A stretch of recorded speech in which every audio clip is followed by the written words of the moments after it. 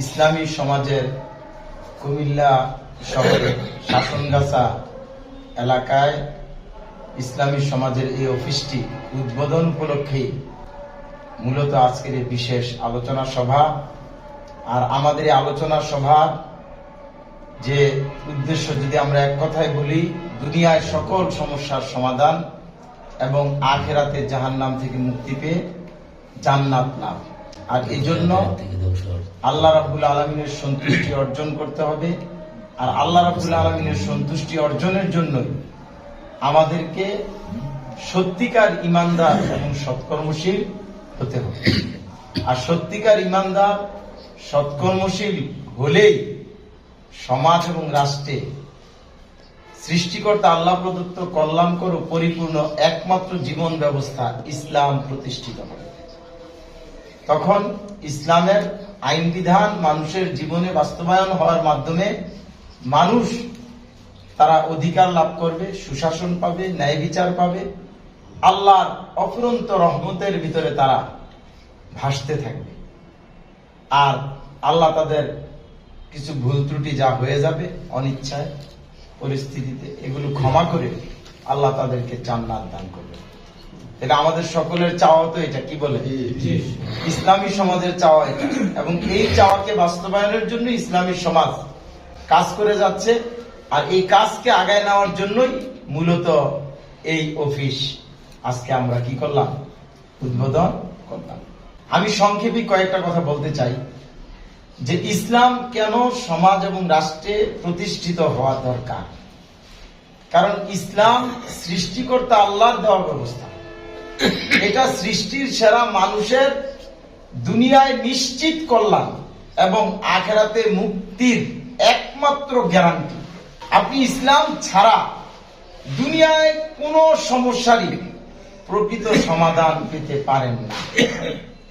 এবং মৃত্যুর পরে আপনি যত আমল করে যান না কেন, আপনি জান্নাতে যেতে পারবেন না যদি আপনি ইসলাম গ্রহণ না করেন, ইসলামের উপরে জীবনকে গঠন না করেন।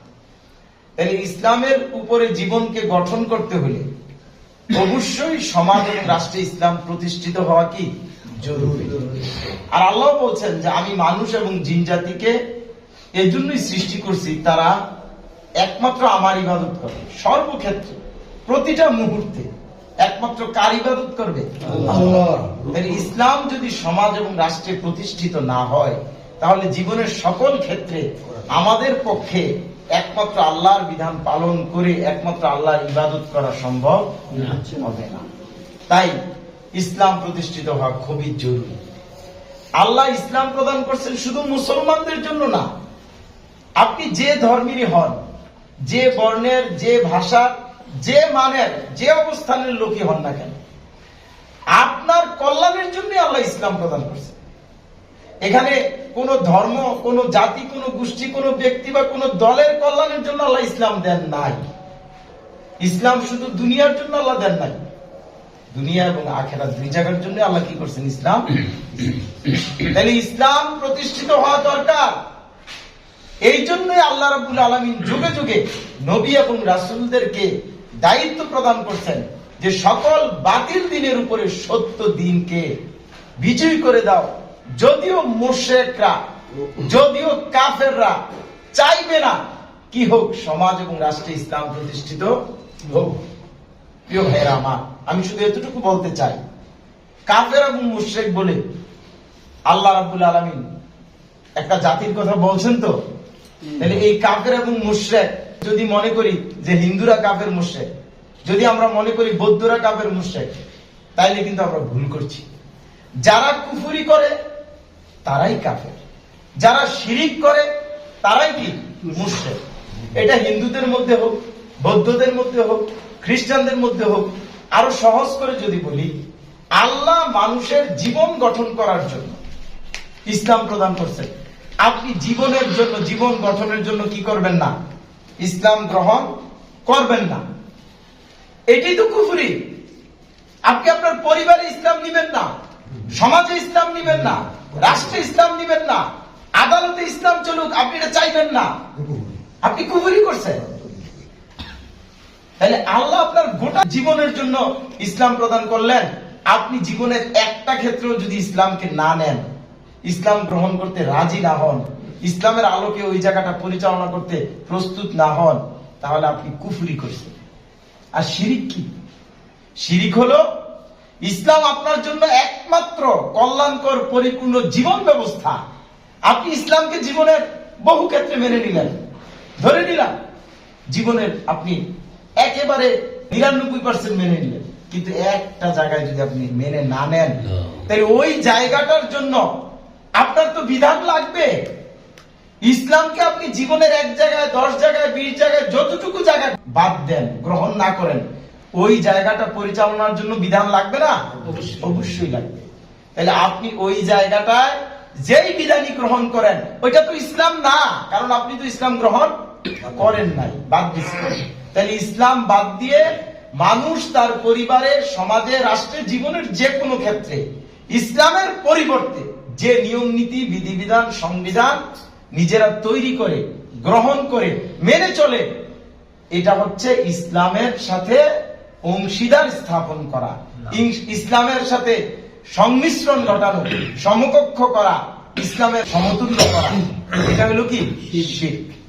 তাহলে আপনি জীবনের বহু ক্ষেত্রে ইসলাম মানলেন, কিন্তু জীবনের কোনো একটা ক্ষেত্রেও যদি ইসলামকে গ্রহণ না করেন, মেনে না নেন, অমান্য করেন, বাদ দেন, কুফরি করছেন। আর ওই একটা ক্ষেত্রে আপনি ইসলাম বাদ দিয়ে, সেটা গণতন্ত্রের নাম হোক, রাজতন্ত্র হোক, সমাজতন্ত্র হোক, নিজের হোক, বাবার হোক, পীরের হোক, যে কোনো মানুষের খেয়াল খুশি, আন্দাজ এবং অনুমানের উপরে ভিত্তি করে তৈরি করা আইন বিধান হোক, সেটা যদি আপনি গ্রহণ করেন, তাহলে আপনি কি করলেন? শিরিক করলেন। এই কুফরটা এবং শিরিকটা করলে কোনো ব্যক্তির অবস্থান ইসলামে থাকে না। আর যে নিজেই ইসলামে থাকে না, ওই ব্যক্তি কি ইসলাম প্রতিষ্ঠা করার চেষ্টা করবে? তার দ্বারা ইসলাম প্রতিষ্ঠা আল্লাহ করবেন? আল্লাহ কি কোথাও এমনটা বলছেন? না, এটা বলেন না। প্রিয় ভাইরা আমার, যারা গণতন্ত্র মেনে নিছেন বা অন্য যে কোনো মানব রচিত ব্যবস্থা মেনে নিছেন, গ্রহণ করছেন, এগুলো ত্যাগ করেন নাই, এগুলোর বিরুদ্ধে বিদ্রোহ করেন নাই, বুঝে শুনে এগুলোর বিরুদ্ধে খেপে এগুলোর বিরুদ্ধে জাতিকে খেপানোর কাজ করেন নাই, এগুলো নিজে ত্যাগ করে জাতিকে এগুলো থেকে সরানোর জন্য দাওয়াতি কাজ করেন নাই, এর মানে আপনারা মেনে নিছেন। প্রিয় ভাইরা আমার, যারা আজকে ইসলাম প্রতিষ্ঠার জন্য গণতন্ত্রের ভোট জোট নির্বাচনে অংশগ্রহণ করছেন, আপনারা বুঝে হোক না বুঝে হোক, পরিষ্কার আপনারা কুফর এবং শিরিকের মধ্যে আছেন, নিজেরাই ঈমান শূন্য হয়ে গেছে। প্রিয় ভাইরা আমার, আসেন, ইসলাম প্রতিষ্ঠিত তো অবশ্যই দরকার, আর এই জন্য আগে নিজেরা আমাদেরকে কি করতে হবে? ইসলামের ভিতরে অবস্থান ঠিক করতে হবে, কুফর এবং শিরিক ত্যাগ করে ঈমান গ্রহণ করতে হবে। এই জন্য ইসলামী সমাজ আজকে দল মত জাতি ধর্ম নির্বিশেষে সকল মানুষের কল্যাণে সমাজ এবং রাষ্ট্রে ইসলাম প্রতিষ্ঠার লক্ষ্যে গণতন্ত্রের ভোট জোট নির্বাচন কুফর এবং শিরিকের পথ গ্রহণ করে নাই। এমনকি জোর করে ইসলাম কায়েম করবে, মানুষকে মেরে ধরে ক্ষমতা দখল করে তারপরে ইসলাম কায়েম করবে, এই ধরনের উগ্রবাদী, এই ধরনের সন্ত্রাসী অপতৎপরতার পথ ইসলামী সমাজ গ্রহণ করে নাই। ইসলামী সমাজ দেখছে জাতির মানুষ আজকে কুফর এবং শিরিক করে ঈমান শূন্য, এমন অবস্থায় আল্লাহর নির্দেশ হচ্ছে আগে কুফর এবং শিরিক থেকে জাতির মানুষকে বের করে ঈমানের ভিত্তিতে সত্যিকার ঈমানদার মুসলিমদের একটা ইসলামী সমাজ গঠন আন্দোলন গড়ে তুলতে হবে। এই জন্য আমরা ইসলামী সমাজ নিজেদের সময় এবং নিজেদের অর্থ খরচ করে, ক্ষমতা বা বস্তুগত কোন সুযোগ সুবিধা হাসিলের জন্য না, একমাত্র আল্লাহর সন্তুষ্টির জন্য গণতন্ত্র সহ সকল প্রকার মানব রচিত ব্যবস্থার মূলোৎপাটন করে সমাজ এবং রাষ্ট্রে ইসলাম প্রতিষ্ঠার মাধ্যমে দুনিয়ায় কল্যাণ নিশ্চিত করার জন্য, আখিরাতে জাহান্নাম থেকে মুক্তি দিয়ে জান্নাত লাভের জন্য আমরা নিজেদেরকে ঈমানের পরীক্ষা দিয়ে সত্যিকার ঈমানদার হিসেবে গড়ে তোলার জন্য ঈমানের দাওয়াতের মাধ্যমে ইসলামী সমাজ গঠন আন্দোলন গড়ে তুলছি। এভাবেই পরীক্ষিত একটা টিম তৈরি হবে, আল্লাহ তাদেরকে খেলাফত দিবেন, এটাই আল্লাহর ওয়াদা। আল্লাহ রাব্বুল আলামিন আমাদের সকলকে বুঝে শুনে জাহিলি সমাজ তথা গণতন্ত্র সহ মানব রচিত ব্যবস্থার ভিত্তিতে যে সমাজ, এই সমাজ ত্যাগ করে ঈমান এনে ঈমানদার নেতা ইসলামী সমাজের আমির হযরত সৈয়দ হুমায়ুন কবির সাহেবের নেতৃত্বে ওনার আনুগত্যের বায়াত গ্রহণ করে ইসলামী সমাজে শামিল হয়ে আল্লাহর বিধান অনুযায়ী রাসূলের তরিকায় ইসলামী সমাজ গঠন আন্দোলন গড়ে তোলে, আল্লাহর সন্তুষ্টি অর্জন করে দুনিয়া ইসলামী রাষ্ট্র সমাজ প্রতিষ্ঠার মাধ্যমে দুনিয়ায় কল্যাণ এবং আখিরাতে মুক্তি লাভের তৌফিক এবং যোগ্যতা দান করুক সকলে। আমিন।